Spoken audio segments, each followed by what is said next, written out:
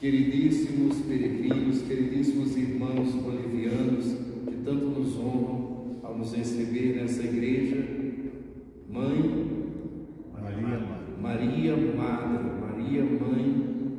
Mãe de Deus, Mãe Nossa, não é?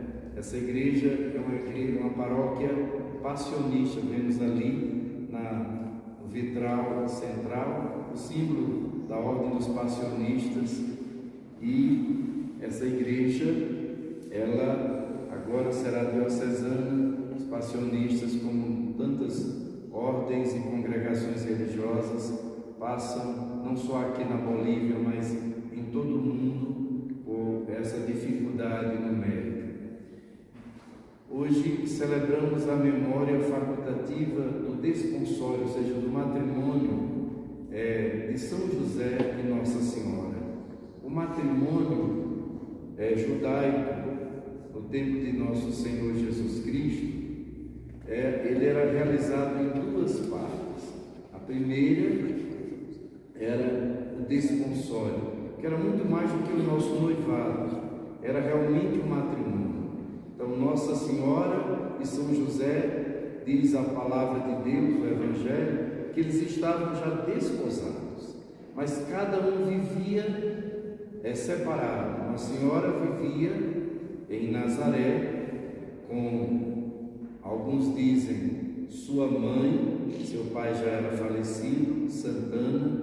Outros dizem que São José pegou-a no templo e levou-a até Nazaré, que era a sua cidade onde ele morava, e que ela vivia ali com Maria de Cleófas, que também já era viúva, inclusive mãe daqueles que depois se tornarão, como vimos hoje no Evangelho, os discípulos de Jesus, seus apóstolos, como Tiago Menor, como Simão e como São Judas Tadeu. Esses eram chamados os primos do Senhor, os seus irmãos no Evangelho, porque eram filhos de Alfeu, ou Cleófas, e Maria, que moravam em Nazaré. E foi ali onde Nossa Senhora, depois desse desponsório, ela vivia ali, e ali o anjo a anunciou. E antes deles realizarem a segunda parte do matrimônio, que era a festa de casamento, justamente aconteceu a anunciação.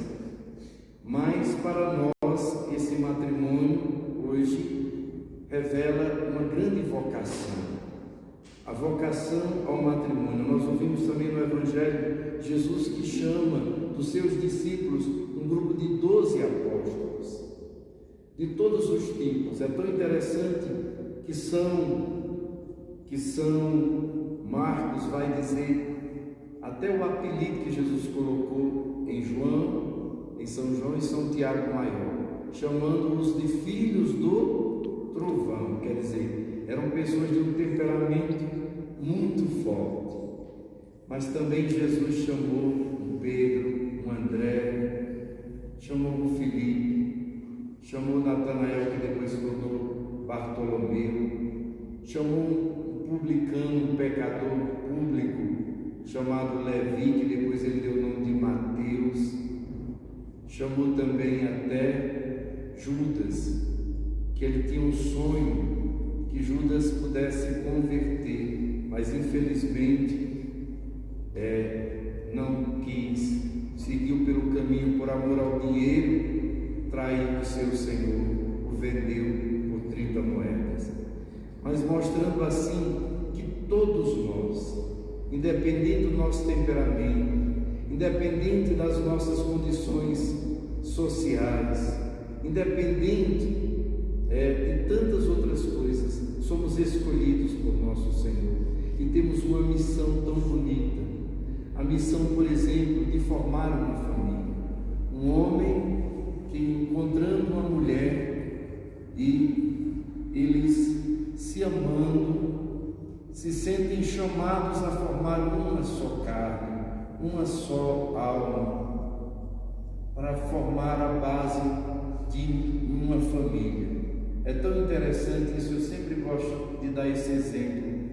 quando um religioso, uma religiosa, uma freira, um freio, faz os seus votos, até solenes, depois de tantos anos consagrado a Deus, não é um sacramento, é um sacramental.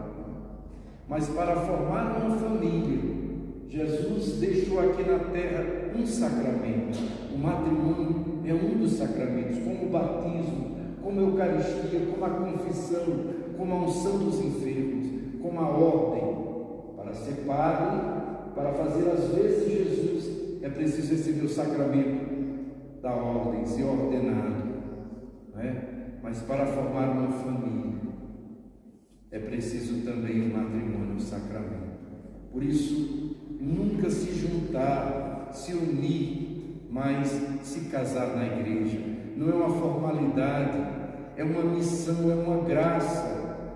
Jesus, com o sacramento, ele capacita um homem a esquecer de si e amar sua esposa e amar os seus filhos e cuidar e ser o guardião, como São José foi o guardião dos grandes tesouros de Deus, da sua esposa virginal, a Santíssima Virgem Maria, e foi o pai adotivo, pai putativo que dizemos, de nosso Senhor Jesus Cristo.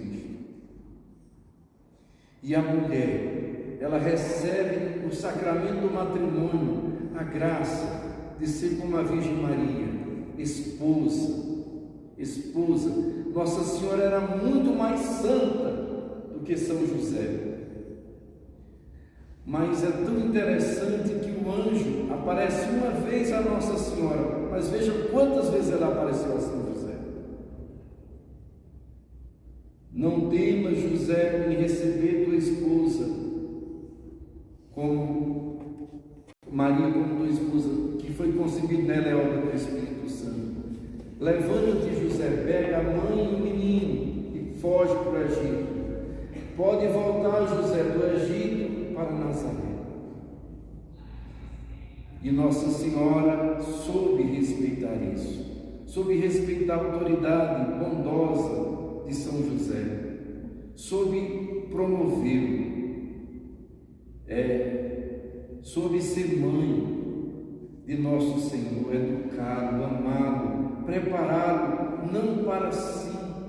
É tão bonito que Nossa Senhora, quando os irmãos dele, os primos, tentam levá-la como um escudo para chegar até ele e querer modificar os planos dele, ela fica lá fora. Ela não entra, porque se ela entrasse, Jesus não podia dizer: quem é minha mãe, quem é meus irmãos? Aquele faz a vontade de Deus. Ela fez a vontade de Deus mais que qualquer um de nós. Então, a humildade, o silêncio, o trabalho, a oração. Como São José foi feliz porque encontrou Nossa Senhora, e como Nossa Senhora foi feliz porque encontrou São José, e os dois juntos. É bonito quando Jesus fica no templo aos 12 anos e depois eles voltam 3 dias procurando juntos o Filho de Deus, um consolando o outro. Como é lindo quando encontramos um casal que se ama, que se respeita, não só nas horas de prazer, de alegria, quando o outro convém, mas por amor a Deus, sentindo que tem uma aliança entre si com Deus, com sua família. Por isso, queremos rezar por todos os casais, queremos pedir que Deus dê essa graça, os casais voltarem a se amar. E aqueles que tiveram uma experiência tão amarga, porque tudo que é bonito, quando ele degenera, a dor é muito grande, o sofrimento é muito marcante, mas que eles sejam curados, como vimos na primeira leitura de hoje, Davi, que tem a oportunidade de matar o seu inimigo, porque está perseguindo injustamente, ele que só fez o bem a Saul. Davi prefere, por amor e temor a Deus, não perdoar, deixar livre. E o inimigo, diante daquela humildade, daquele perdão de Davi, reconhece que ele é muito melhor do que ele agora vai ser rei mesmo, porque porque é o próprio Deus que ungiu e pela sua dignidade do perdão. Então, uma lição também tão bonita para os casais: se perdoem, né? Se perdoem, se suportem, pelo bem dos seus filhos principalmente. Sejam livres. Quem é rancoroso, o ódio só nos escraviza, meus irmãos. Nós só somos livres quando somos capazes de perdoar. Se eu guardo rancor, eu sou escravo do meu inimigo, o demônio, também daquela outra pessoa, que continua a me machucar cada vez que eu lembro dela, mas eu sou escravizado por esse ódio, por esse passado que não passa, por essa ferida que não cicatriza. Mas pela graça do perdão, quando eu digo, olha, eu perdoo inocente, todo esse sofrimento injusto e maldoso só pode me fazer uma pessoa melhor. Eu perdoo pela graça de Deus, que essa pessoa seja livre, seja feliz, que ela encontre a misericórdia de Deus. Se ela não quiser, que Deus faça com ela o que Ele achar. Mas da minha parte não me deve mais nada. Não quero mais remoer essa mágoa, esse ressentimento. E principalmente vocês que têm filhos, cada vez que olhar para o seu filho, lembre-se que se não fosse aquele abençoado ou aquela abençoada, eu não teria esses filhos. Então, pela felicidade deles, tenham perdão e sigam em frente. Essa é a mensagem também que eu gostaria de dizer para vocês dois. Como Nossa Senhora e São José, depois de uma longa vida de tantas coisas, vocês estão tendo a oportunidade de recomeçar. Recomecem, cuidem do outro com muito amor. Permaneçam na oração e Deus vai fazer de vocês um casal tão feliz e abençoado. Esse é o nosso desejo do mais profundo do coração. Louvado seja nosso Senhor